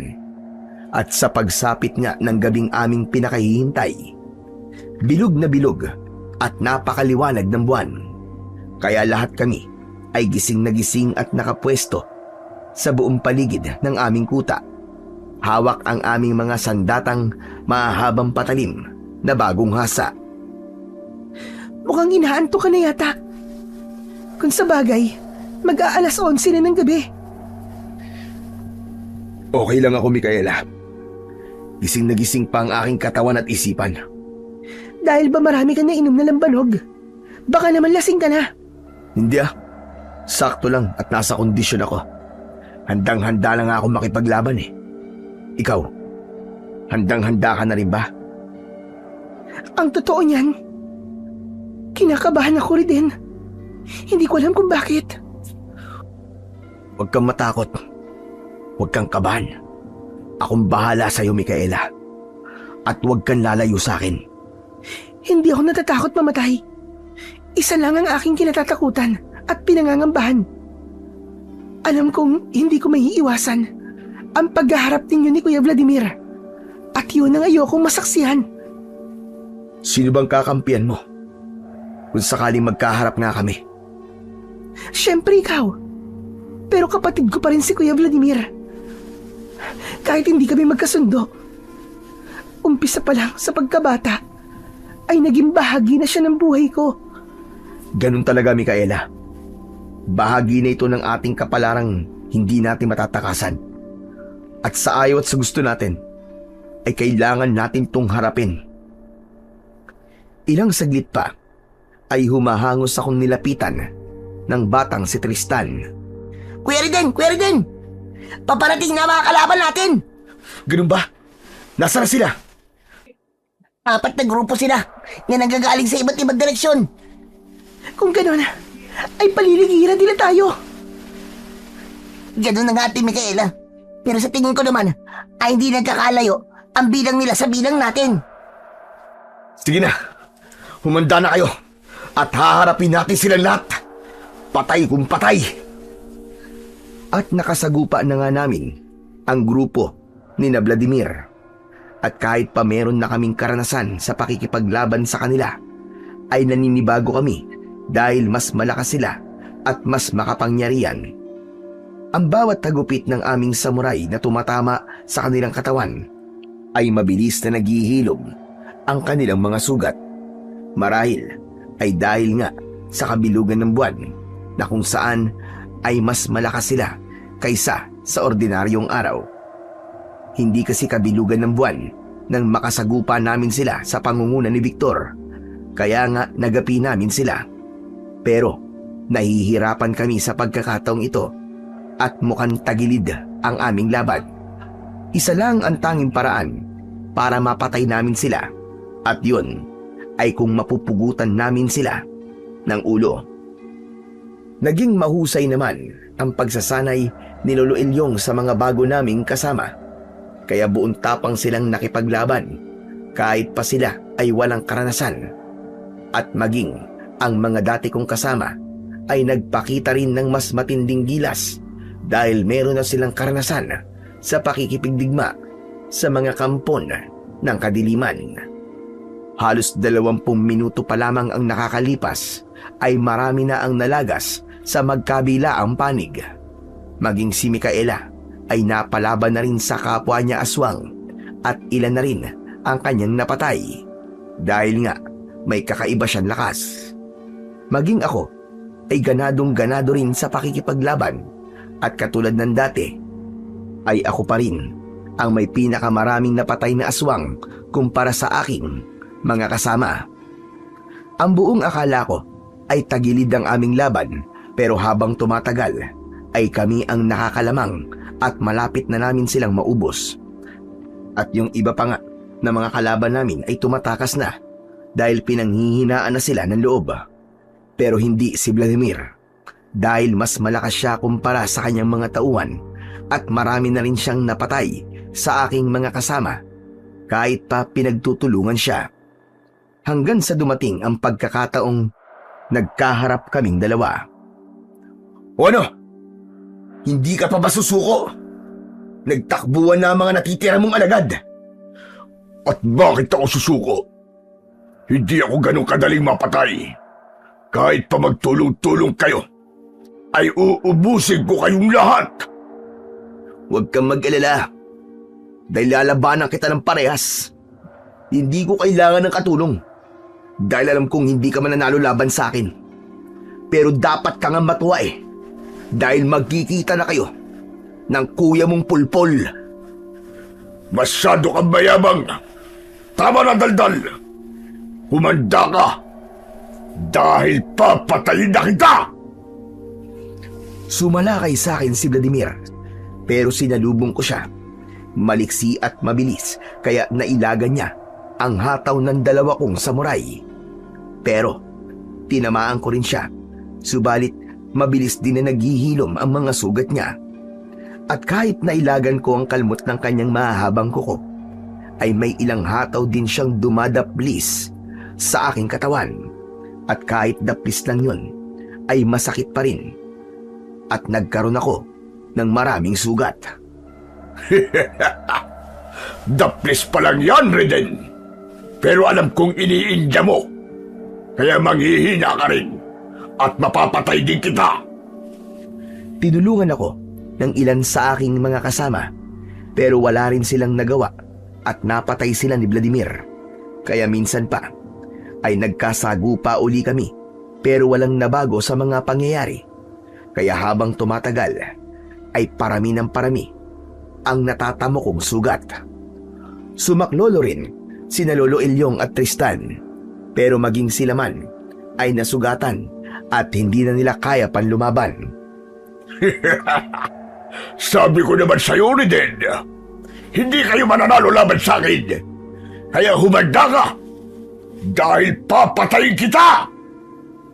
Ramdam ko ang sakit ng aking buong katawan at nararamdaman ko rin ang pagod. Unti-unti nang nauubos ang aking lakas, kaya tagilid na ang aking laban. Bigla siyang sumalakay sa akin at hinataw niya ako ng isang malakas na kalmot. Nailagan ko yun. Sa aking pag-ilag ay natumba ko at tumama ang aking ulo sa isang malaking puno. Kaya naman, nahilo ko. Nabitiwan ko rin ang aking sandata. At bago ako makatayo, ay dumamba papalapit sa akin si Vladimir. Inilabas niya ang kanyang mahabang pangil at akma niya na sana akong sasakmalin. Dadamputin ko ang aking armas pero mabilis niya akong nahawakan sa magkabila ang braso. Nagpumiglas ako pero hindi ko kaya ang kanyang lakas. Mamamatay ka na rin din! Mamamatay ka na! Sasakmalin na sana ako ni Vladimir pero hindi niya yun naituloy dahil bigla kong narinig ang malakas niyang sigaw. Dalawang malakas na hataw ng kalmot ang bumuon sa kanyang likod dahil sinalakay siya ni Micaela at pagkatapos ay sinakmal din siya sa gilid ng kanyang leeg. Umagos ang dugo mula sa leeg ni Vladimir at nagpumiglas siya at nakawala rin siya sa pagkakasakmal ng kanyang kapatid. Hayop ka, Micaela! Traitor ka! Hindi ko hahayaang mapatay mo si Riden! Ako munang dapat mong mapatay bago mo magawa yon! Talagang ikaw ang uunahin kong tampalasan ka! Wala kang utang na loob! At sina Vladimir at Micaela naman ang naglalaban at naging maigpit ang kanilang labanan. Kaya naman, sinamantala ko ang pagkakataon na yon at kahit ako'y nangihina, pinulot ko ang dalawa kong armas upang tulungan si Micaela. Pero hindi ko alam kung paano siya tutulungan dahil mabilis ang kanilang mga pagkilos. Mas malakas pa rin si Vladimir pero sugatan na siya at hindi ganong kadaling maghilom ang kanyang sugat dahil iba ang pinsalang dulot ng kapwa niya aswang. Halos patas lang ang kanilang laban hanggang pareho na silang naging sugatan. Pero sa bandang huli ay nanaig pa rin ang lakas ni Vladimir. Sinayag mo, Micaela, ang pagiging magkapatid natin. Para mo na rin itinakwil ang dugong nananalitay sa iyong mga ugat. Kaya hindi lang ang pagiging magkapatid natin ang puputulin ko. Dahil tatapusin ko na rin ang iyong katraidoran. Isa kang malaking kahihiyan sa ating lahi. Oo, ikinahihiya ko talaga ang pagiging aswang. Kaya mas mabuti pang tapusin mo na ang buhay ko para matapos na rin ang paghihirap ko. Huwag kang mainip. Darating din tayo dyan. Pero bago ko yung gawin, ay uunahin ko muna si Riden. Dahil gusto kong masaksiyan mo kung paano ko lalamunin ang buhay ang traidor na yun. At pagkatapos, ay ikaw naman ang isusunod ko. Kaya ihanda mo lang yung sarili sa pagkikita ninyo ni Kuya Victor. Ikaw, Vladimir! Ikaw ang isasama ko kay Victor! Walang kamalay-malay si Vladimir na nakalapit na ako sa kanya. Bigla siyang napalingon sa kanyang likuran pero bigla ko rin siyang inundayan ng malakas na hataw ng hawak kong armas at hindi siya nakailag kaya natagpas ang kanyang ulo at gumulong sa lupa. Kaya minsan pa ay nagapi namin ang mga kalabang gabunan. Nagtagumpay kami sa ikalawang pagkakataon. Ganun pa man, hindi ko masabing tapos na talaga ang laban dahil kasalukuyan pa rin nakikipagpambuno si Micaela laban kay kamatayan. Dahil sa mga tinamo niyang sugat ay nawalan siya ng kakayaang magbago ng anyo. Nanatili siyang isang aswang. Aalis muna ako, Riden. Teka muna, saan ka pupunta? Paano ang mga sugat mo? Kailangan malapatan niya ng lunas. Walang anumang medisina ang maaaring makapagpagaling sa akin. Isa lang ang paraan para ako'y gumaling. Pero hindi ko yung gagawin. Bakit? Ano bang paraan na tinutukoy mo? Dugo ng tao. Kailangan ko ng sariwang dugo. Pero hindi ko na magagawang pumatay pa. Marami na rin ako naging biktima. At ayoko nang dagdagan pa yon. Wala na bang ibang paraan? Wala na rin din. Kaya mas gugustuhin ko pang mamatay kesa naman ako ang pumatay. Kung gusto mo'y maghahanap ako ng masamang tao, yung isinusuka na ng lipunan, papatayin ko siya at ipapainom ko sa'yo ang dugo niya. Yun ang mas lalong ayokong mangyari.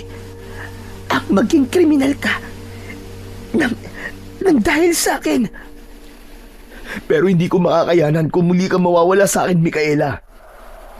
Kaya parang awa mo na lumabang ka at sikapin mo mabuhay. Ayoko na rin din. Pagod na ako sa pagiging halimaw. Kaya gusto ko nang magpahinga. Hindi ko talaga matatanggap na mawala uli si Micaela. Kaya kung maaari at papayag siya, ay iaalay ko ang aking dugo para madugtungan ang kanyang buhay. Pero alam kong hindi niya yun mapahihintulutan. Kaya kahit nangihina, ay pinilit niyang makalayo. Pinigilan din ako ni Lolo Elyong at ng aking mga kasama. Hayaan mo na lang siya, Reden. Hayaan mo siyang magpasya kung ano ang gusto niyang gawin. Wala akong nagawa. Kaya hinayaan nilang makalayo si Micaela. At yun na ang huli naming pagkikita. Hindi ko alam kung saan siya nagpunta. Kaya hindi ko siya masusundan kung saan man siya naroroon. At hindi ko rin alam kung buhay pa nga ba siya. At ayokong isiping patay na siya kahit hindi na siya muling nagpakita pa. Minsan pa ay ininda ko ang kanyang pagkawala. Pero alam kong hindi niya magugustuhan kung sisirain ko ang buhay ko. Kaya kahit mahirap, ay pinilit ko pa rin mabuhay ng normal. Kahit wala na siya. Nagawa ko pa rin magkaasawa at magkaroon ng pamilya. Pero hindi pa rin siya nawawala sa isip ko. Dahil magpahanggang sa ngayon, ay nananatili pa rin siya sa aking isipan. Hanggang dito na lamang po ang aking kwento. Maraming salamat po sa inyo, Sir Blair, sa pagbibigay buhay mo sa aking kasaysayan. Nawa ay kapulutan ng aral ng iyong mga tagapakinig ang isang kabanata ng aking buhay. Lubos na gumagalang, Reden. Sa kabila ng lahat ng pasakit at pagsubok na ating pinagdaraanan sa ating buhay, ang isang layuning pinipili nating ipaglaban ay nagiging patunay ng ating tibay at paninindigan sa buhay. Kahit gaano man kabigat ang dinadala, lalo na kung ang sugat ay nagmula sa pag-ibig. Ngunit hindi pa rin ito dahilan upang sumuko. Bagkus ay magsilbi itong apoy na magpapatatag sa ating loob upang magpatuloy. Ang kalungkutan ay hindi wakas, kundi isang aral na humuhubog sa atin upang maging mas matatag, mas maunawain at mas handa sa mga darating panlaban. Kailanman, ang pagpapakamatay o pagkalublob sa masasamang bisyo ay hindi magiging lunas sa sugatang buhay. Bagkus ang tunay na lakas ay nagmumula sa pagharap, pagtanggap at patuloy na pag-asa. Kaya't kumapit lang tayo sa ating pananampalataya at ialay sa Panginoong Diyos ang lahat ng bigat na ating pasanin. Sapagkat sa taong taus-pusong nananalangin at buong pusong nagsusuko ng lahat sa Kanya, walang bagay na imposible sa ating Panginoong Diyos na siyang pinakamakapangyarihan sa lahat. Maraming salamat po sa inyong walang sawang pakikinig at suporta sa aking mga YouTube channel. Subaybayan pa po ninyo ang mga susunod pang kwento sa Apong Isaac at The Voice Addict. Hanggang sa muli at pagpalain nawa kayo ng Diyos na may kapal.